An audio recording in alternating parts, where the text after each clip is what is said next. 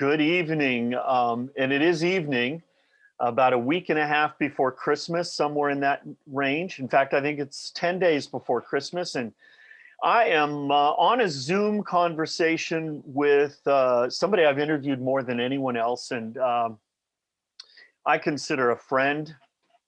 And the reason that we're doing this, I know listeners are going, wait, Jim, you're not on the radio anymore. Why are you doing this interview? And because I thought, what a great way to sort of bring my career on the radio to a close with the person who not only have I interviewed more than anyone else, Melissa, I think this is about 10 times now, give or take. But also, as you and I were talking before I hit the record button, you and I, our careers sort of started to take off at roughly the same time. And that was back when we first talked, even before your debut album came out. I think Similar Features was just out as a single, but the album was still a couple of months away. And so I just felt like this would be a really nice bookend for to things for me. So first of all, thank you. Second of all, hi. How are you? Hey there. It is good to talk to you again. Thank you. It's been a few years since we've talked. I think the last time was you came up to 88.5 FM to the studios there. I think it was the 4th Street Feeling album. So it's been a few years. Yeah. We had some time in the 90s where it seemed like we'd go about every 6 months, we'd do an interview. Yes. Between the articles I was writing and the radio shows I was doing and whatnot. But it's fantastic to see you again. And happy holidays to you. Merry Christmas. What's the plan for you and your family this year? Oh, it's easy. We're home, and I travel so much that being home is a vacation. So right. So we're going to be home and just cooking and just being with each other. The kids are. It's interesting. They don't have a. It's not like, oh, here's my list of things I want for Christmas. They want to do things. They want to experience things. I have kids that don't want things. They don't need this or that fancy thing or the best this. They want to go places and do things, and that's fun to have. Family that likes to do that. Yeah, I remember about 3 years ago, my son and I were talking about what I might like for Christmas. And I said, I don't really care, surprise me, but here's the one thing. I want it to be time spent with him and his sister. I have 2 kids, and you may remember we've talked in the past about it. My kids are just slightly older than yours. I think my daughter and your eldest, Bailey, are just a few months apart. Yeah. And so they surprised me and spent the day with me at the Getty, not the museum, but the other one on the other one beach? On the beach side. Yeah. Yeah, I went there with my kids recently. The twins, the younger ones, they're like junior high, went there, and I was like, it was really cool. Yeah, I had never been there except for that one day, and it was really special. So yeah, I get it. Spending time with your kids and doing fun things together is a great gift, and you and I both know that. And you said you just got off the road. Now, how is that in the age of COVID? How did you manage that, and how did it go? It was a choice I made in the summer. We were like a week away from going out when everything shut down 2020 in March.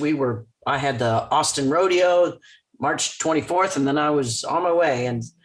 And so everything closed down, and that's our whole industry just coming to a halt. Right.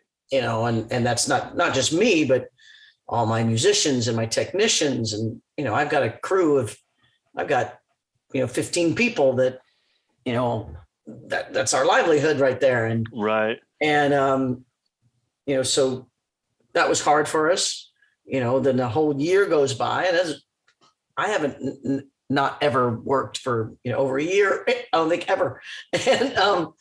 And it was just, it got to the point where it's like, look, there are places who are willing to do this however it needs to be done, however, whatever makes people feel comfortable, just to get that part of it, our economy sort of back. And once the vaccine came and they could make, places, small indoor theaters would be like, vaccines and a negative test and, those things that we're kind of used to now. We did it. We followed all these COVID rules. We were masked all the time. Everybody backstage was always masked. We, got through it and got to the very end, the very last week. None of us ever got it except the very last week. My tour manager, Steven, tested positive, and my lighting director. And it was like, and we had just like the last week and a cruise. We had a cruise to do. Yeah. Which, that was crazy. But we kept testing every day going in there. None of the rest of us got it. We were able to do the cruise and come back. So I kept saying we lost 2 people to COVID, but they didn't die. They just, just had to leave the tour. I mean, they were very light symptoms. It was not a problem at all. But it's just rough out there, and it's still rough. And we're off now. I don't go back out till March, and hopefully things. We always hope things will be better and move along. And but it was the outdoor shows we did like the end of August and into September. Those are great. Everyone's very comfortable outdoors, and it seemed kind of normal. Indoors was different, but just like everything is happening now, Everything's different. Yep. I'm glad. I'm glad both of those gentlemen are okay, especially Steven, who I've known for many, many, many years. So glad to hear. Oh, my lighting director's a woman. Oh. Well, then in that case, I'm still happy to hear that she's okay. It's interesting. I'm so, at this point, it's like I insist on it. If any of my people retire, which would happen, my older lighting director, he retired this year. He decided not to go back out with us. And so I said, well, you got to find me a woman. I need to hire more women. And so I got a wonderful lighting director. Good. And she's fine now, and Steven's fine now. And they're totally fine, 100%. Good. That's the good news. It seems like the people who do get COVID now, far fewer of them have it seriously, and that's good to know. And the crowds were good. They were back out in force, and I got to tell you, they were. It was less. That there's a lot of people staying home, and that's obvious. But there was enough to really make it feel good and be able to make paychecks and get theaters going. People that work in theaters. I mean, there's a whole economy around the entertainment business, and it was just good to get people back doing that. And I tell you, by the end of the show, it just seemed like everyone was so glad to be back to listening to live music and enjoying live music. It's something that's so important to human beings, is to get together and celebrate music. And I loved being able to do that. And it meant a lot to me. I really thrive on that too. Yeah. I've seen you live a million times or more maybe. But I have not seen a live show in about 2 years now. And I'm still not quite sure I'm ready to go out into crowds like that. Maybe outdoors, but I'm not going to do an indoor show. Not yet. I don't know yet when it will be okay, but I've been playing it more cautious than not. So I just don't feel quite ready yet. But it is a personal choice for sure. Yeah, and if you looked out in the audience and didn't see me there, that would be. Oh, it's okay. I didn't play LA. No. Oh, well, then there you go. That's the other reason why I wasn't there. So, Melissa, we're talking tonight partially because, like I said, when we started, I wanted to bookend my career here with conversations with you, but also you've got a new album out. And it's an interesting album. It's called One Way Out. And a lot of musicians will, at some point, kind of collect older material that never made it out. And they'll release it as is. But you did something different with One Way Out. What was that? Tell us about that. Well, for a couple of different reasons. Well, one, I was not expecting to do this. I had originally, in 2014, I was putting together pieces of old takes that didn't go, just recordings that I had in the past. I was going to release a box set, and it was going to be really interesting of all these different things that people hadn't heard and things that they'd heard, but different versions of them and all that sort of stuff. And in the meantime, I was also changing my management. I'd been with Bill Leopold for 30 years, and he's the reason I know you so well. And right. He's he was a wonderful guy, but it was time to change after 30 years. It's all good. And so when I changed my management, my new management, Primary Wave, Larry Mistel and Primary Wave looked at me and they said, okay, this is all great, but you're not going to make any money from this. This is going to all go to Island, all going to go to my record company. I thought, oh, that's funny. So I shelved everything. What I had done is I had found about 7 songs that I wanted to recut. I wanted to go in and do it again because either the recordings weren't good enough or I thought I could work on it and make the songs better. And I wanted to call in my original band. And my original, when you first saw me, it was Kevin McCormick on bass, Fritz Lewick on drums, and John Shanks on guitar. They were my band for, in one form or another, they played with me, all the way through the 80s and 90s. So I called them up and they said, yes, they would. And we got together and we did these songs, and we had Nico Bolas, who produced the first 2 albums. Exactly. He's the guy. And I brought him in and I said, let's just do it the way we did it. We went in there, we played them live. I think we recorded it all in like 2 days. It was just boom, no problem. Fun, everything it was great. And I filmed it. And then I shelved that whole thing, but I owned that. I paid for that. Island didn't pay for that one. Right. I paid for it. So there it sits. I go on to make other albums and I'm moving along, and COVID hits and my management comes to me and they say, is there any, BMG would like to release something. And what do you have? And I was like, well, I got some live stuff, but hey, I got this project that I did, 7 years ago. And they're like, they love it. And put it out. And I got to tell you, the fan response, huge. These songs fit so well into the live show. I mean, they're already favorites. Because they come from that time that it was that 1980 to about 1993, these songs all pretty much land in. Okay.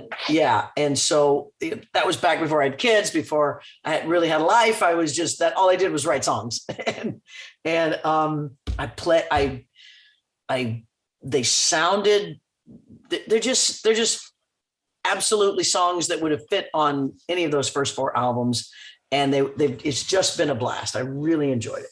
Well, it's interesting. So you got the old band back together and you got Nico Bolas to come in and sit at the desk with you, just like the old days. But, there's one thing that's quite a bit different as I listen to the album, and that is the fact that they're not arranged on a 12-string Ovation acoustic guitar, which in 88, 89, 90, that was pretty much all you were playing at the time was that 12-string Ovation. And John Shanks would play the electric stuff, the leads and solos, but this is not that kind of an album. So I'm curious, like I hear the title track, the opening to the album. I mean, that's a badass rock and roll guitar song. What would that have sounded like when it first was written and recorded back when? Well, actually, that song was John and I back in '94. The whole da da da da that, and I had like a verse written. And I just couldn't finish it. I just lost interest in it, whatever. But I had this really great, it was like, oh, this is rock. And it was me on the electric guitar back then. Really? Okay. Yeah, it was. But the others, you are correct. Going 7 years ago, I was at the beginning of my oh my God, why haven't I been playing more electric and lead guitar? Why, and I was learning and jumping into it and doing it and really excited. So I was excited. I called John in and I'd go, no, I'm playing this part, not you. I'm playing the lead, not you. And I had to keep telling him, I'm playing. Right. But he was wonderful. And it's much more like For the Last Time. That song was 12 string, da, da, da, da, da, that was 12 string. And I'm like, no, I want to hit that with electric and make that just as much more rocking and more fun for me to play. And also harmonica. I was just starting with the harmonica too. Oh yeah. That's true. There's plenty of that here. Now, I think of a song like One Way Out. I can't even imagine how it would come off on an acoustic guitar. I mean, it's one of those. That's one of the reasons it didn't make to the album. Exactly. Some songs really live and breathe on the lick or the heaviness of it or something. And One Way Out is one of those songs where if you picked up a 12-string acoustic and played it, you could play it, but it would lose a lot, right? Yeah. I think that's one of the reasons it didn't make it to the I think it was the fourth album I wanted to put it on. And but I sort of grew into the song, and it's like, I can do this now. Now it works. Now I can do it. Now it works. That's cool. Now let's talk about this in a little bit of a broader spectrum for a moment, because as I see it, there's basically sort of four aspects to your career. There's songwriting, there's recording those songs, there's touring those songs, and then there's promoting it. Yeah. And I would like to take them one at a time. And I'm curious what, after 30 plus years now of doing all this professionally and successfully, let's start with songwriting. What is your relationship with songwriting today? That's so funny. I was just driving home, and it was one of those drives where I was in LA, where I had to drive from like Burbank out here to Calabasas, which normally without traffic would take about 15 minutes, but with traffic, it's going to be an hour at least. Yeah. And so I'm like, okay, when I do that, I put my music on. I'm like, just enjoy it. I've got a great sound system in my car, just really enjoy myself. And I stumbled on to some of the last stuff that I've been writing that I haven't recorded, just some kind of music beds. And I remember thinking, wow, it's really different the way I write now. I've almost gone like a whole year without really writing anything, without sitting down. And I mean, more than a year. It's been like a year. Actually, because the last album, it was all already done. It's been a couple years, really. Mm. And I thought, oh my gosh, I've never gone that long without, sitting down and creating something. And I thought, wow, but that's okay, because I've always believed that you cannot force yourself to, if you don't enjoy it, the creativity, people aren't going to enjoy what you create. They're just not. And so I realized, there are times when I can say, okay, now I'm going to do this, and I can schedule it, is what I have to do now in my adult life, and schedule the time, and then I can do it because I love it and it's right. And that's people have always asked me, do you get writer's block or something? It's like, no, if I go to write and it's not there, I'm not going to force it. I'm not going to angst myself over it. Mm-hmm. What about recording your songs? What's your relationship with that these days? Man, that's probably the biggest change. Where used to be, I'd spend a year writing the songs, usually out on the road. I would write, I'd have all this stuff, and then I would maybe rehearse with the band, or maybe if it was the band I was touring with, we would rehearse it during sound check and stuff like that. So you kind of have this song, and then you book a week in the studio and a week mixing. You go in all day long, you find some studio. It was always Henson is what it's called now, but it was A&M before.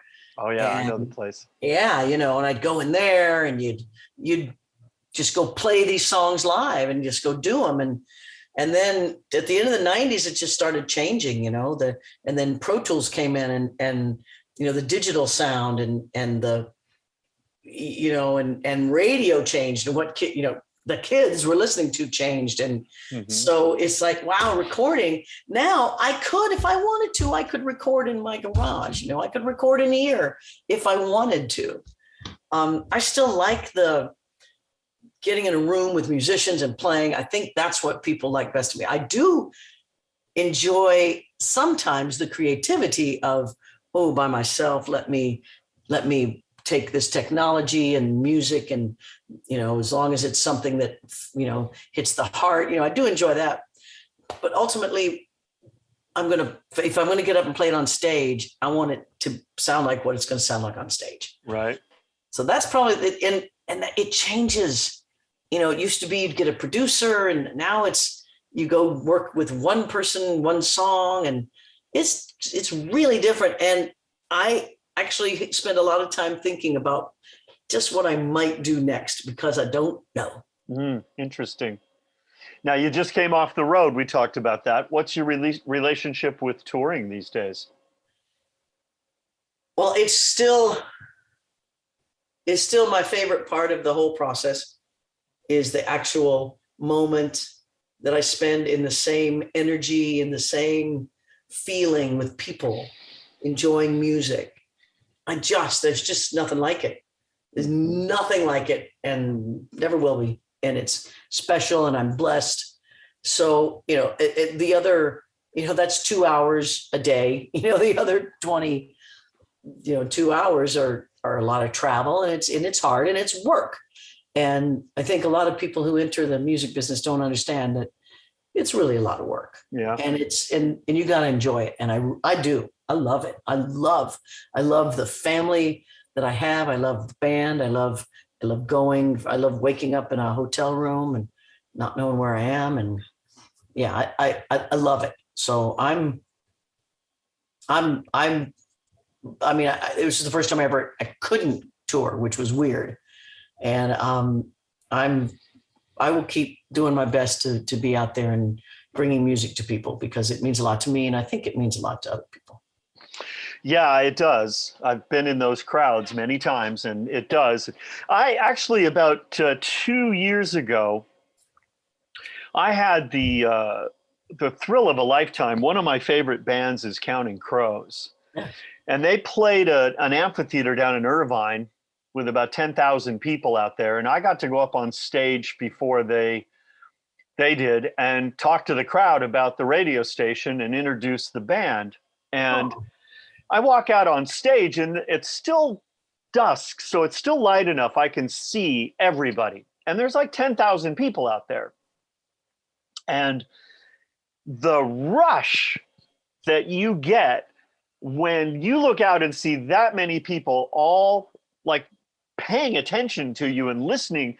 And I walked out and mentioned that, I was a huge fan of Counting Crows, just like they were, and the place just erupted. And so I'm saying this because I get what a cool job you have for those 2 hours that you're on stage. And I get that the 2 hours on stage makes all that other stuff worth it. You know what I mean? It's a fair trade-off. And I have a pretty good idea what you're doing all day, because I've been in those hotel rooms many, many times with a tape deck and a microphone. Oh yeah. And I've been backstage, and I know what you're all doing, and I know that it's drudgery at times, but at the same time I could see where the time on stage makes it all worth it. What about the promotional side of your job? What's your relationship with that? Well, that has changed also. When my first album came out, Bill Leopold was like, actually Chris Blackwell said, Island Records, there's only one thing that happens if you don't promote. That's nothing. You have to promote. And Leopold always told me, he said, you don't make your records for the people. You make your records for the record company, who then sells it to the radio, who then sells it to the people. It's like it goes through. These are the channels it needs to go through. So I learned early on that I had to promote myself. I had to constantly, hey, take my guitar wherever I could. I'm sure I came to Album Network and played in your boardroom or whatever. You sure did. Yep. See it. And that's what I did, just to get people to understand and remember who I am. So, because Lord knows everybody has a choice to play. Now, that has changed because there are no more album networks. There are no more magazines. There are no more really radio stations that play anything other than a very, very, very limited playlist. And so thank goodness what's changed is, we have the internet, we have social media. And my new management that I got, 7-8 years ago has helped me build my own way to reach the fans directly. The fans that listen to this music and they, people have made it a career of how to bring people in through social media, through the internet, and these places you can reach, live stuff, connecting and branding and all this stuff. It's so changed. I mean, I like it because I now can actually reach my fans. I would go do a show in Cincinnati and I'd do this concert and I think, God, that was so much fun. The people were on fire. It was great. There was 10,000, like you said, there's 10,000 people and they were in the arena and we were, yeah. And then 2 days later, my publicist would send me a clipping from the review of that show. And it was like that person wasn't even there. It was like that they went to a complete different show.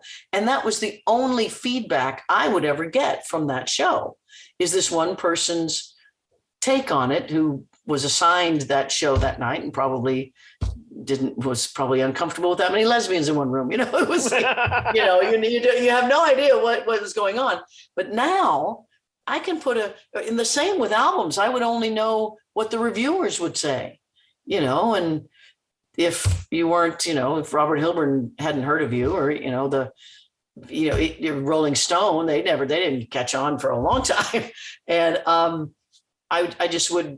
would only know those little reviews, and just being able to reach people to know immediately what they like, what they don't like, hearing their responses, the absolute people that that love your music. That's the joy of the internet and social media. And I'm really grateful for it. And yes, the reach has gone down because that's just the way it is. But that my fans are so,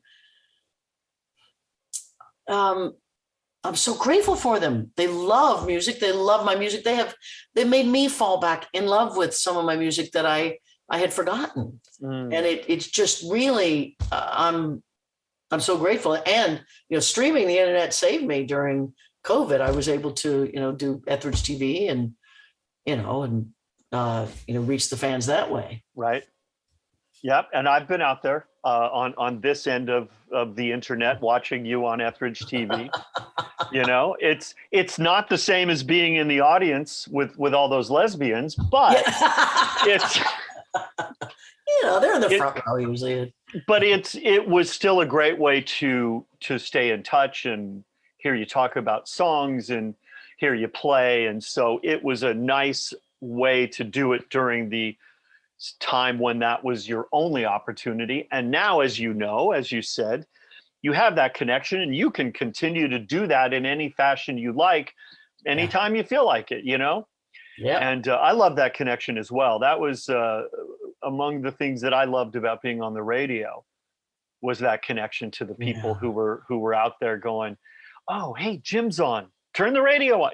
I hear from those people just like you do. And I never listened or never read anybody writing about what they, reviewing what they heard on the radio. So I didn't have to do that. But no, connecting is pretty awesome. I do love that. What else besides music are you passionate about?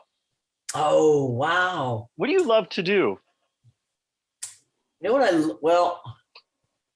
love I love to do things that I love. There you go. Yeah, see how that is? I'm sorry, could you be more vague? I know, yeah, probably not. That's about as vague as one can get. Well, you know that ever since I went through cancer, ever since I went through that whole health thing, 17 years ago now. Oh, I was going to ask. That's wild. 17 years cancer-free. Hello. That's amazing. Yeah. Yay. 17 years. I had a real, change in just how I view life and what makes me happy and how important it is to know what makes me happy and what I love. And I know I love music. I know I love playing. I know I love writing. So I sort of went through a time of okay, I am only going to do what I love. I'm going to just, I don't care about, the radio or hit songs, or I'm just going to make music, and I went through that for a few years. And then I said, okay, now I really want people to really enjoy what I'm doing. And I want to not just do it on my own and started doing that. And so I've got that. I've got just a real rich music work life. And when I'm not doing that, I love just that, I love family. I love, like I said, doing things with the family. I love watching them grow and supporting them and helping them. And, and you go through things in your family up and down and, then that's just experience. That's just another aspect of my life. And when I'm alone, when it's just me and I've just got, what would I love to do? I love gardening. I've got tons of succulent plants, which are addictive. You find anybody who loves succulents that can actually grow them is like a nut about them because they're magical. Yeah. And then I also, when it comes to like the things I think about in the future and things that I wish and what I want to be involved with and what I want to do, and that would be more wellness through plant medicine. And that excites me. It's one of the reasons I've, started my own cannabis line, own CBD line, Ethridge Organics, check it out. Online, etheridgeorganics.com. But the things that help make people well and, health and wellness, that's all there is.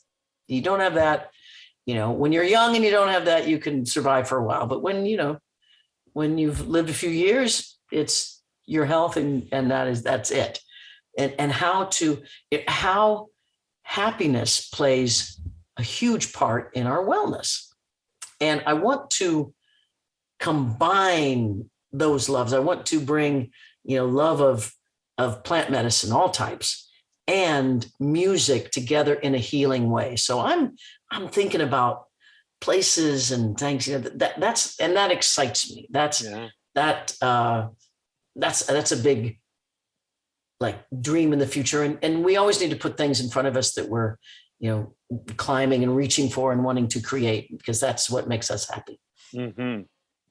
Yeah, I've been reading a lot lately about the impact of happiness and good feeling on everything else.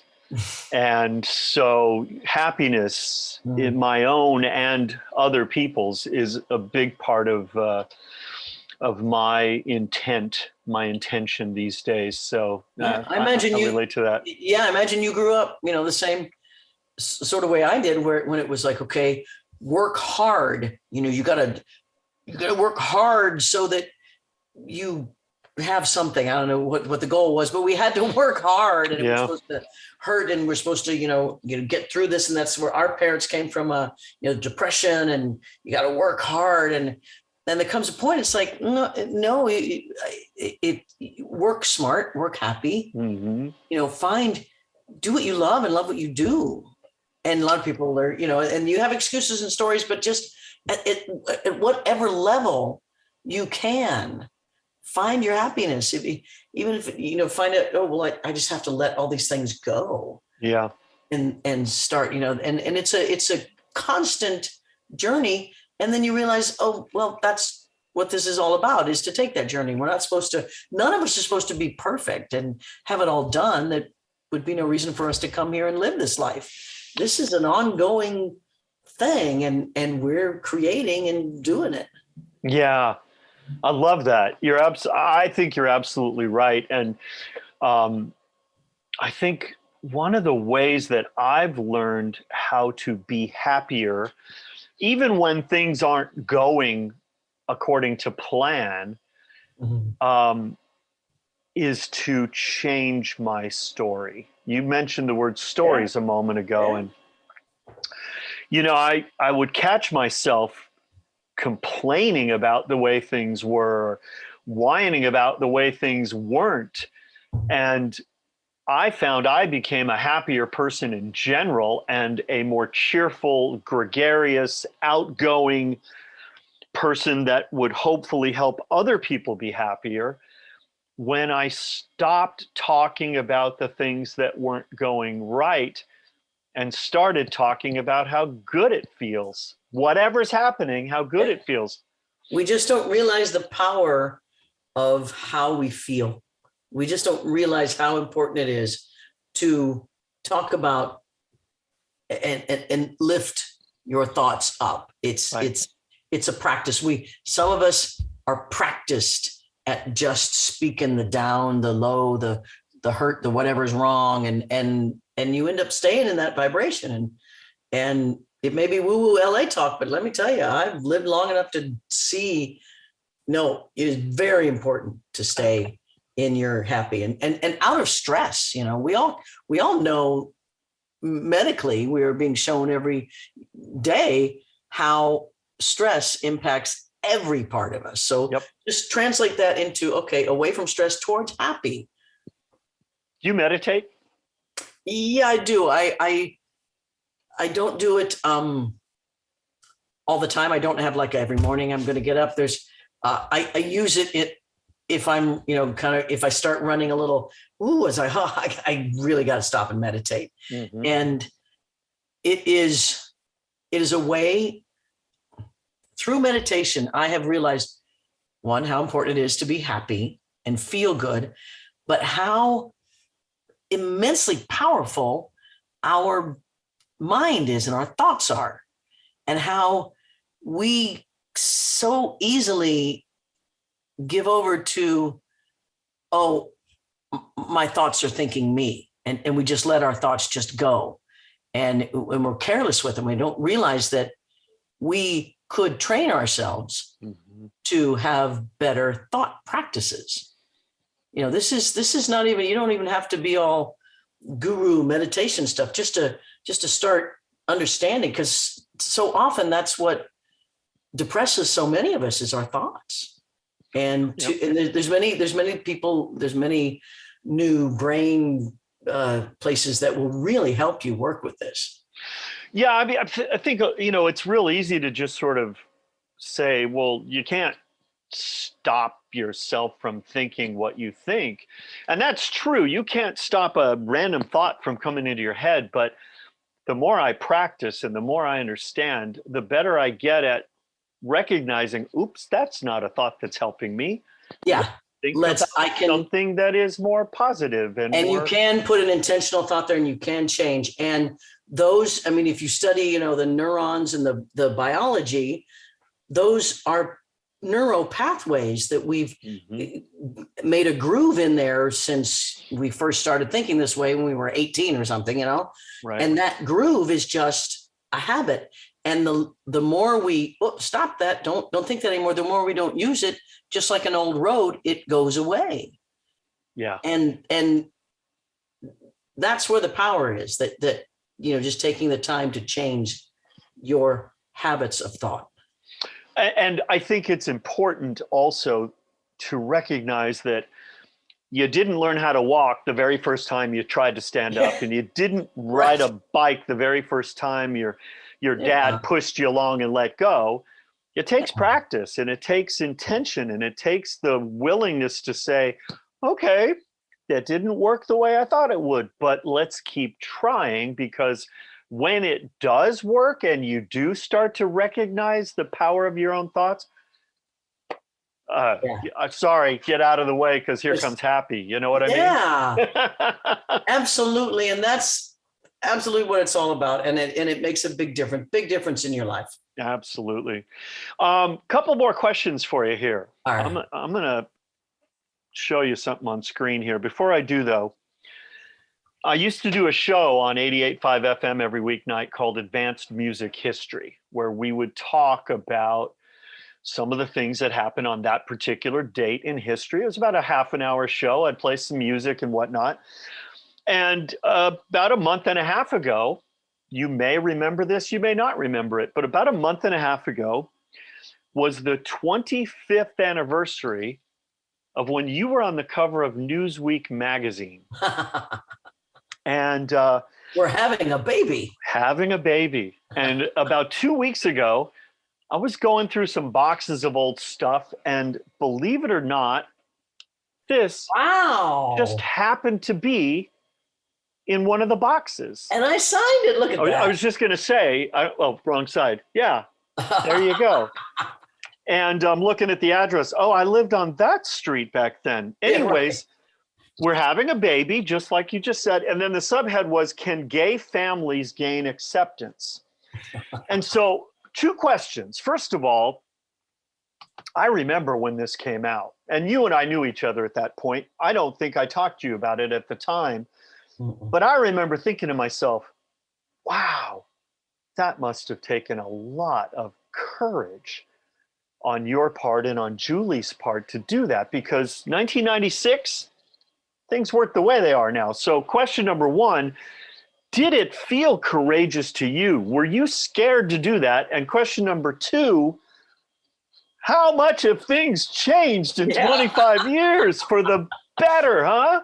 Oh, well, let me tell you, that baby that we were having 25 years ago just graduated today and got her master's degree from the London School of Economics. Yes. From today? Today, this very day. That's amazing. And she's about to turn 25. 25. Yeah, she's about to be 25 in February. Yeah. Oh, that's awesome. Congratulations to Bailey. Bailey, yeah. She, just so proud of her. But at the time, it was I had come out publicly in 93, and my next album was massive. So I am. It didn't hurt me, that way. And when you get that sort of success, you're sort of protected in a certain way. We didn't have social media again back then, so it was very, there was still a certain layer between me and opinions. Right. And so it felt good. And when it was, the experience was so much my own personal experience that I just thought, if somebody can't stand this, I mean, that's their problem. It's none of my business, the strange fears they might have. Mm-hmm. And I used to think, what would be like in school? How do you tell people, I have 2 moms, and just making it as normal as it was. I was a mom.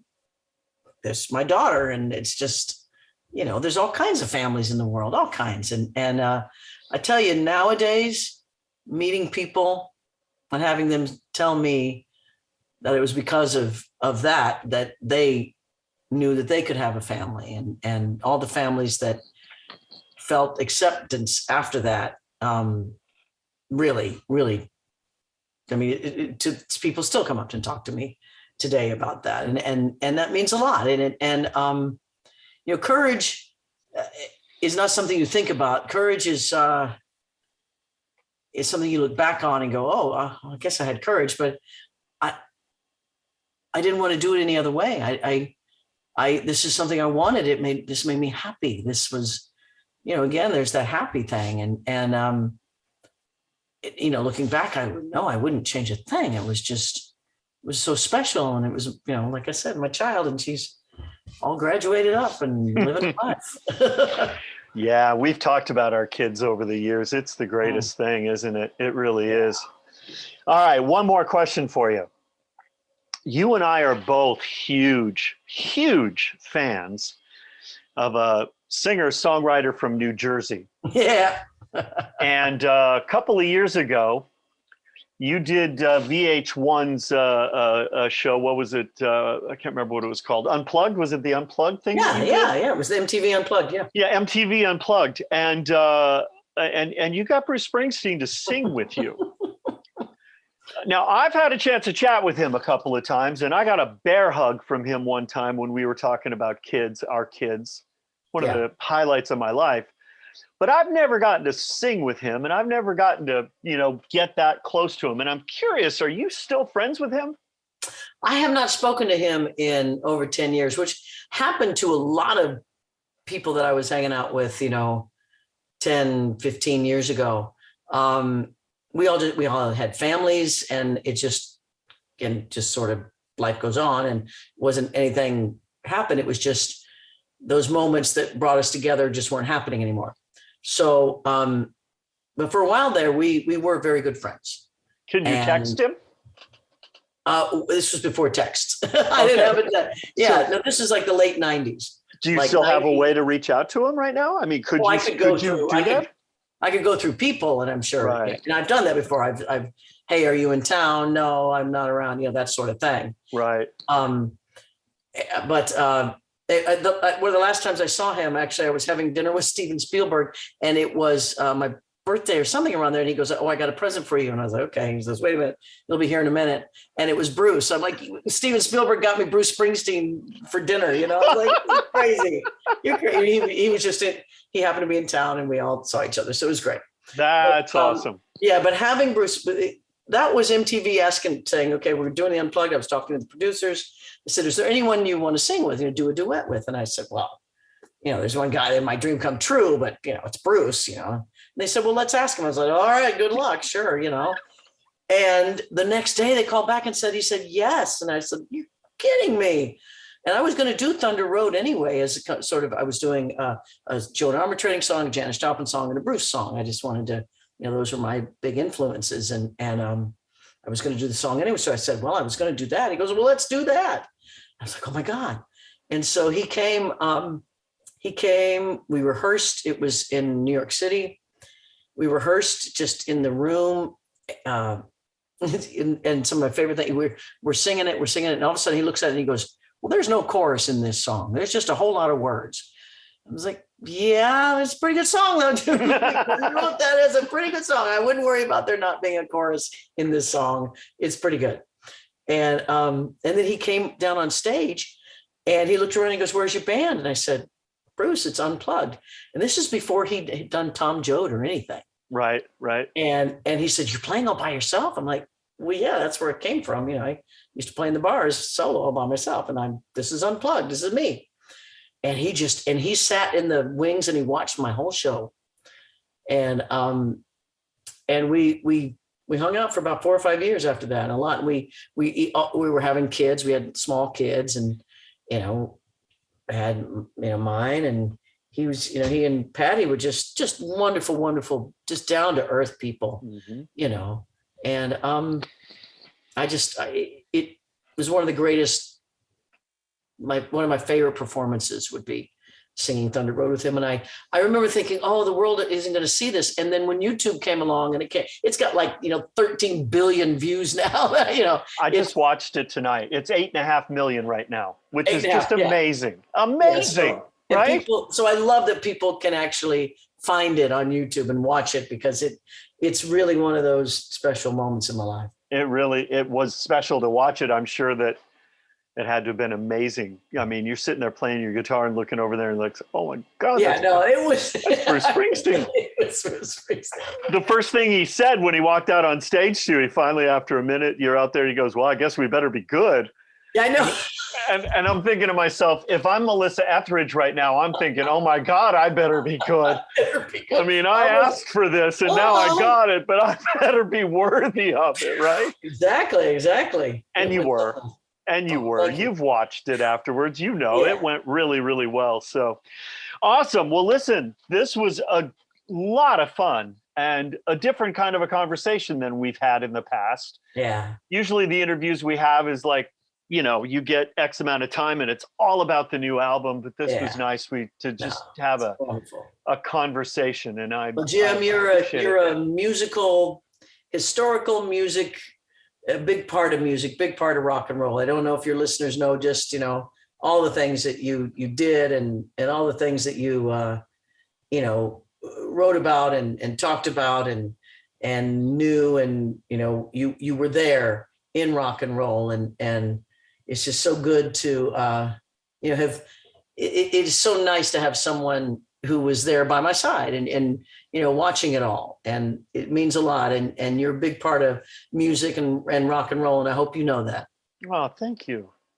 Thank you very much. It's been a good time. It really has. And Good. interviewing you and getting to know you over the years has been a big part of that too. You're a quality, genuine human being. And I remember one time I interviewed you for one of your bios that I was writing, and you welcomed me into your home where you were living at the time, and we just sat in your living room and had a really nice chat, and that was a special moment. And so is this a good way to wrap things up for me. So thank you so much. Thank you so much, Jim. Much love to you and your family and everybody.